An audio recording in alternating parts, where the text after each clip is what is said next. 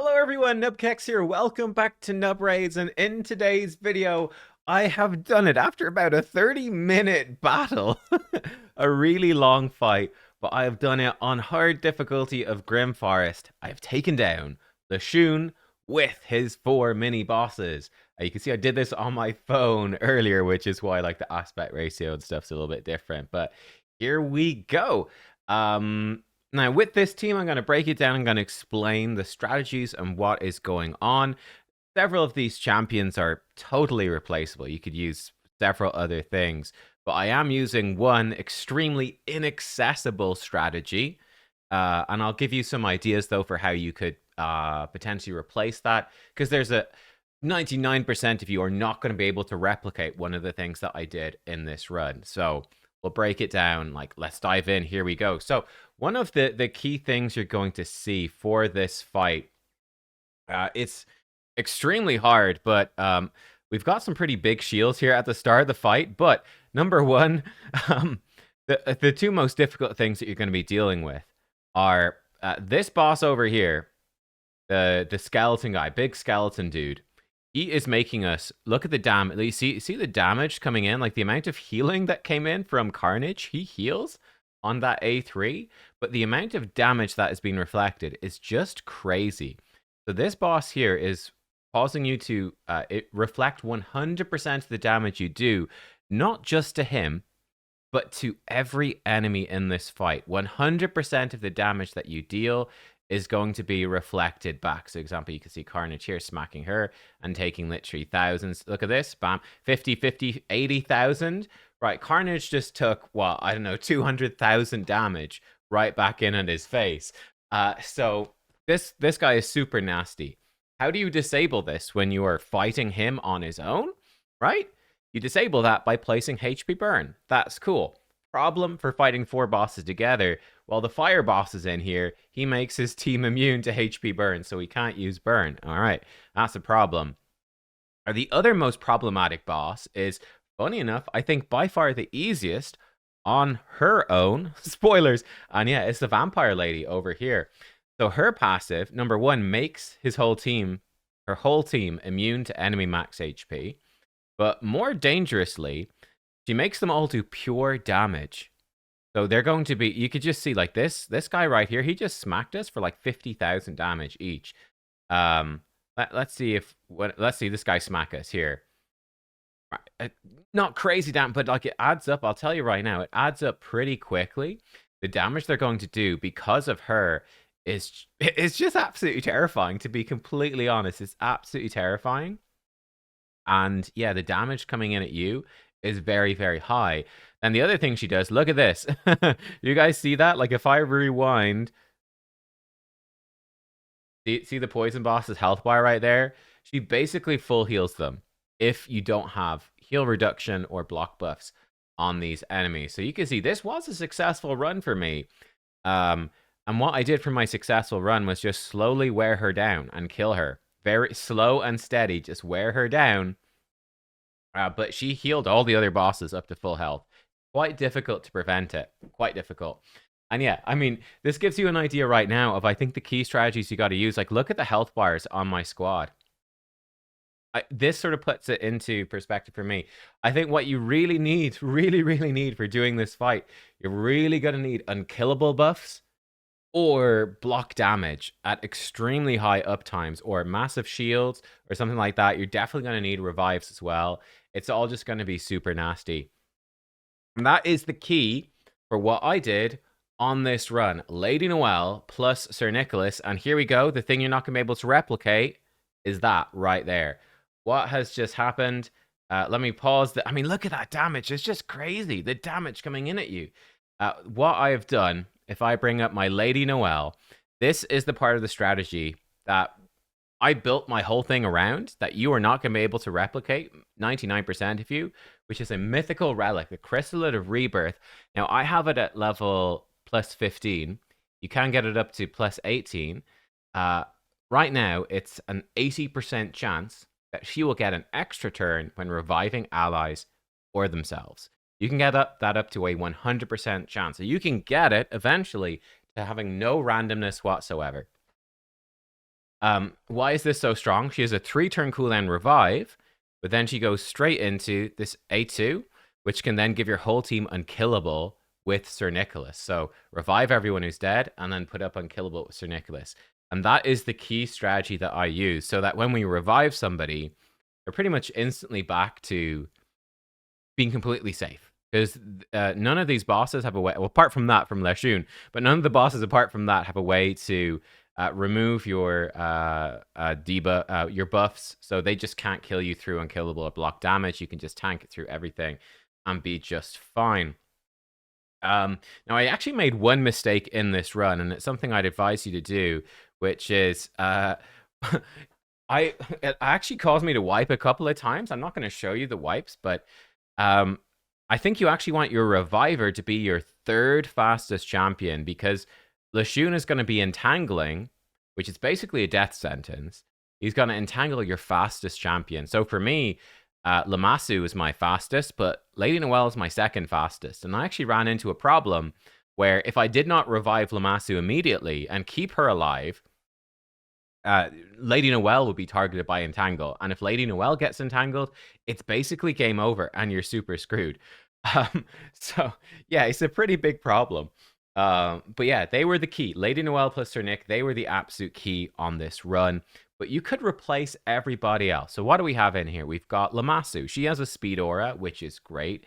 She's bringing us block buffs, which is, again, pretty much essential. Though we could just use Lady Noelle to single target block buffs onto Isha, the vampire chick. Once she's locked out, here we could see, like, this was pretty scary. Look at that.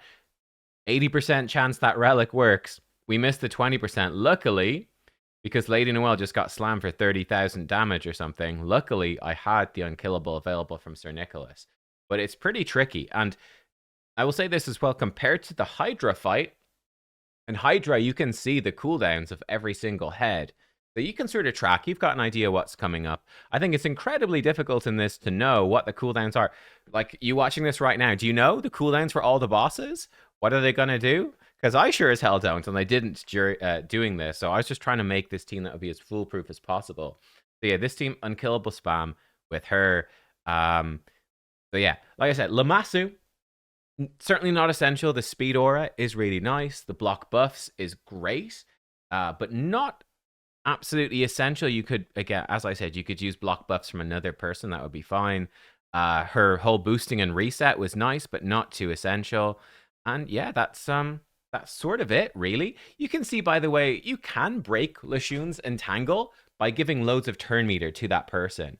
But number one, the turn meter is not as effective unless you burn Leshun. And guess what? You can't burn Leshun because the fire boss is there. He's immune to burn until you kill the fire boss, and he's pretty darn tanky. So I didn't bother with that. I didn't bother with the turn meter boosting. I actually found that they're just going to die. Like, you are literally, you can see it. You're taking so much damage from this boss. It is, I think, extremely difficult to actually free the person. Like, you could use Lammasu as your 2nd fastest and use her A3 to try to free them, but it's so hard to try to free them. I just said it's not happening. It's just not happening. Oh, this is actually pretty close, so I guess he doesn't do his entangle on her. But like, you can see, it's very easy in this situation for the entangled person to die and the boss to come back to an entangle move where he could target Lady Noelle. And again, if she gets entangled, we are just dead. So luckily the boss decides he's gonna just like murder everybody else instead. But yeah, like, just you can see the damage is just crazy. Carnage could literally be anyone. He's literally, the only thing he's doing is damage, and he's it's kind of irrelevant. Whatever, bring in literally any damage dealer you want. It really doesn't matter. He is bringing 0 utility to this team. The only thing he's doing is damage. So bring your best, most appropriate damage dealer, and you'll be fine. One thing I didn't have was Brimstone. I actually think Brimstone, I guess you have to kill. They're probably immune to it because the vampire chick passive. I'm actually not 100% sure about that. Maybe not. Maybe they still take damage from Brimstone. Actually, they probably do. So I don't know. Does Brimstone work against her? Let me know in the comments. But yeah, Brimstone would have been pretty helpful to speed this up. But yeah, and then we've got Fjorad in there. He's giving us cooldown reduction. He's giving us block debuffs, though it shouldn't matter too much if you follow another one of the tips. But yeah, he's really not too important. The cooldown reduction is nice to be more consistent, but he's not that important. You could really replace him with anybody. So yeah, Carnage totally replaceable. Fjorad honestly totally replaceable. Lady Noelle Sir Nick, this combo, that is the key combo that's making this work. uh, so if you don't have them, you're going to need some crazy damage reduction or block damage champions in there. Maybe you could do it with a Theodosia, the Disgrace. She could probably do it. Maybe Neve, Spear of Nyresa. Maybe you could do something there. Maybe Galathyr could keep you going. I don't know, but you need to be prepared to survive just this ludicrous amount of incoming damage. Because it is absolutely crazy. It is crazy. But yeah, I did this with no decreased defense or anything, and we're just wearing her down. But like, look at this. We almost had the poison guy killed, and like, she just full healed him, right? So, you know, having another block buff champion in here definitely could have sped this up. I just didn't have one. But it could certainly have sped this up to make it nice and a little bit faster. But we did it slow and steady. I skip on. So we killed her. I think after that, I was trying to kill off the skeleton guy. But I think we ended up killing the poison guy is actually very squishy. So we've actually ended up killing him just with Carnage and Sir Nick counterattacks. Because they both have... Carnage is counterattacking a lot. I guess we just finished him off. The poison guy is actually not really a problem. He does a lot of damage to you, but it can actually just kill off your Entangle and then let you revive them and just move on with the fight. So I found that he wasn't that much of a threat. We have to be unkillable anyway. And again, we'll come back to resistance in a second. But then we killed the skeleton dude, and then it took another 10 minutes to wear stuff down. It just took ages. Like, seriously, we're speeding through this. It took ages to actually do it. And then we eventually got there. See, the boss took freaking forever to kill. He's so tanky as well. But it didn't matter. As you can see, the hardest part of the fight is the start. It's when these two mini-bosses on the right are alive, because all that damage reflection is insane. And the damage boost that the vampire chick gives to the squad, and just her ability to just full heal them is super, super nasty. But there we go. We beat him, and we got the badge, which I'm very, very excited about. So there you are. Very, very cool. So yeah, that was the team I used. So Lady Noelle, I can show you the gear on her. I didn't re-gear people specifically for this. Actually, I think more important, before I show you the champions, another key tip, which I've covered... Sorry, not this one. I've covered before. And one thing, by the way, you can go and fight the bosses afterwards. So that's something you want to do as well. When you beat Leshun, you can then go and actually beat the mini-bosses. Obviously, to do the fight with the 4 bosses there, you need to leave them all alive. So, yeah, that's really important. I can show you my squad thing. So, this is what... I actually had pretty bad Curios. I think a curio that's really good to get early that could help you a ton would be this one. The Phoenix Quill is going to give you more experience. And I just actually gave this a go today. I still have some stages to clear, so I could still have got some more. I've cleared most of them, but there's still some more experience to get. Level 30 is when you get one of the legendary cards, but there's not enough experience on the map. If you clear everything except the mini bosses and Leshun, you cannot hit level 30. I think you might be able to if you get lucky and you get this quill to like 2 or 3 star early. So that's your sort of priority, is roam around the map. Okay, open up the map as much as you can and search for that quill and try to avoid as many fights as you can. Because if you can get to level 30 and get an extra legendary card, it's going to make your life a whole lot. Just the levels in general, all the stats, going to make your life one hell of a lot easier. Way, way easier. In terms of this is the other key, resistance. Resistance. That's so important. And that's why I was saying the block debuffs buff is actually not that important from Fjorad. It's actually totally replaceable. That's really important. A lot of these bosses, I don't know if they're going to show up here. Oh, they will. But a lot of these bosses have extremely nasty debuffs. Extremely nasty. So, yeah, this guy, he's going to put burn and block active skills on you. That's super nasty. He's going to be putting out weakens and poisons. He's going to be poisoning you and exploding them. What you want to do is stack resistance. So you resist everything. Resist everything. Go unkillable or go block damage. Block buffs so the vampire chick can't heal. And pick them off one by one. That's the strat. It's as simple as that. Speed is really good as well, just so you can keep rotating through your stuff. HP and defense, to be honest, don't matter a shit because you're just gonna die. Like I have 115% HP. You saw they were beating the shit out of me. Like if I didn't have unkillable, I was just dead. So I actually think your defensive stats don't matter really much at all. You can kind of ignore those. Damage stats will speed it up. They're fine. Accuracy if you need it. But like I did, you saw with for me, I wasn't even actually placing any debuffs. Like I was literally just buffing up and slowly killing them. Yeah, like just make sure you have enough accuracy in your block buff champion and you're good. And that's about it, to be honest. For the things I ran, I actually had a really bad run where I got a 3-star stun curio, which is totally useless. So yeah, like I'm running these, they're fine. Like lowering their attack, lowering their defense is actually really good for more damage. That speeds it up a lot. Lowering their HP attack and defense by a bit. It's cool. I think some of the good ones to get, actually, because you're taking lots of turns, I actually think this one would have been pretty cool. Getting some buffs, kind of nice. Yeah, I think is it this one? Oh yeah, every turns you take, putting out debuffs, that's really nice as well, because it's actually quite hard to get these in. Like, so getting that decreased defense debuff, even if it's only for one turn, could speed up your run a little bit. And it would put it on all the bosses, so that'd be pretty cool. I mean, the Poison Cloud could help you really stay alive. I had such shit Curios for this. Decreasing enemy speed would have been good. I have a lot of 1-star stuff, decreasing their accuracy to help with resistance. Obviously, the Dragon Astrolabe is extremely strong as well. You've got a chance to decrease your skill cooldowns. That's extremely good too.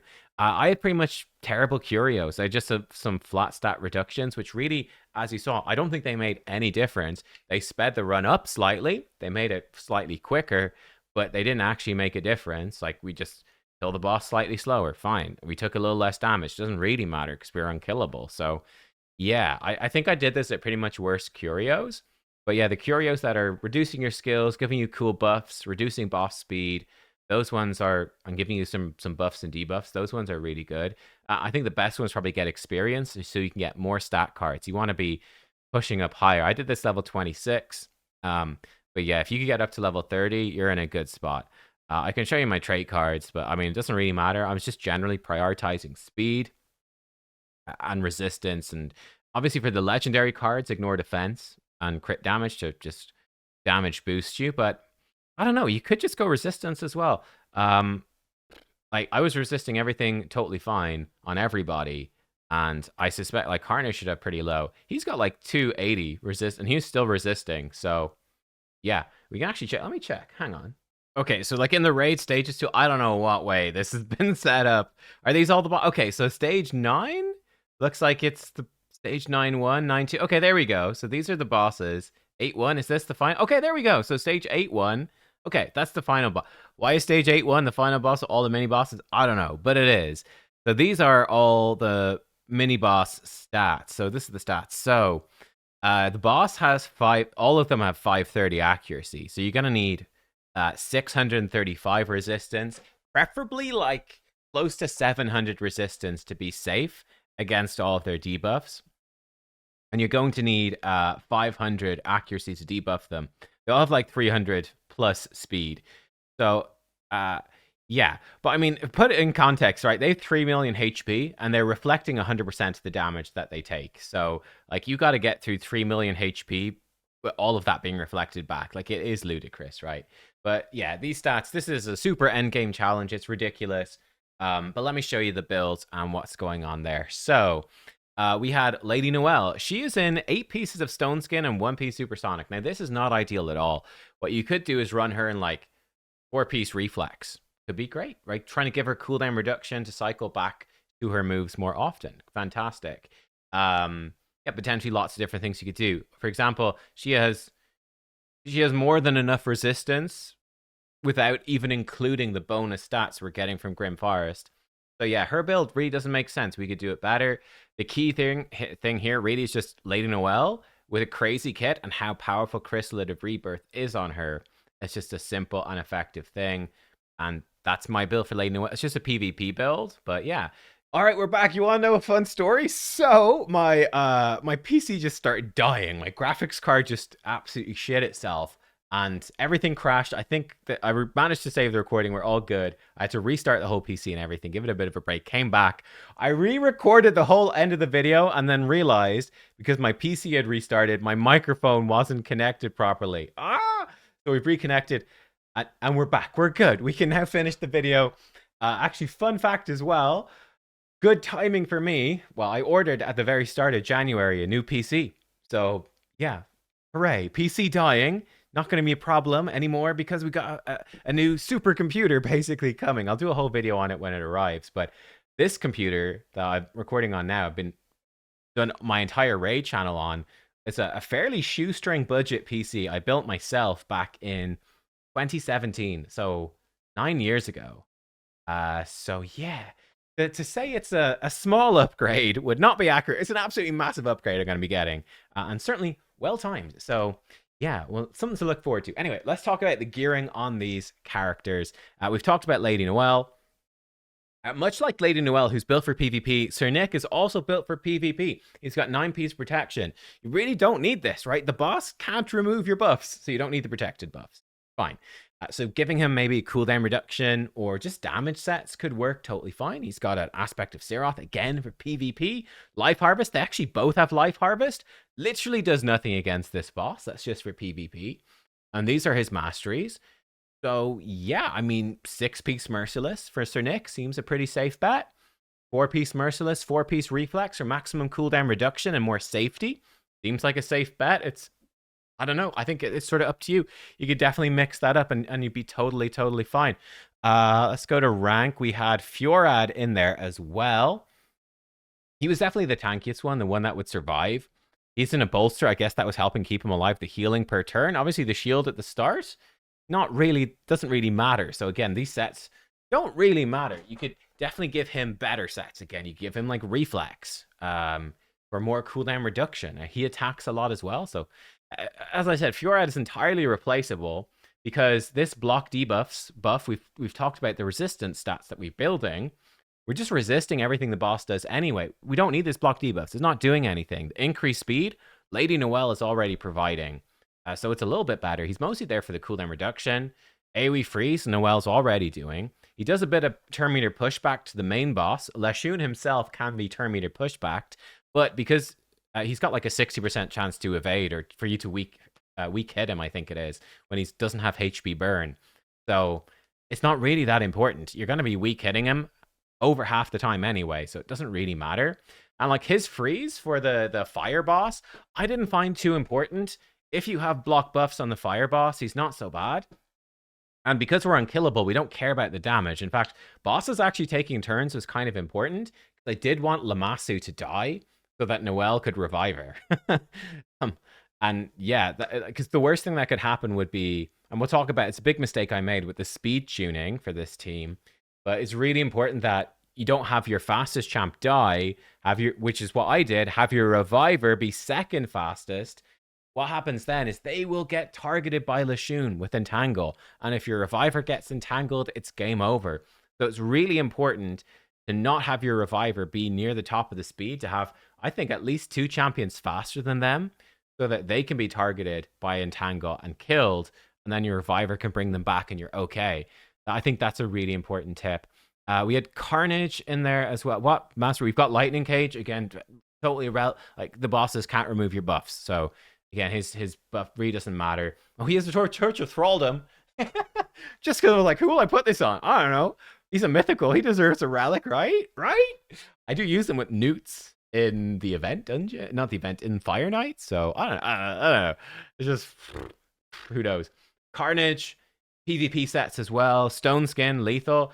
Just 6-piece Merciless. Again, he literally was just doing damage. So, any damage dealer whatsoever.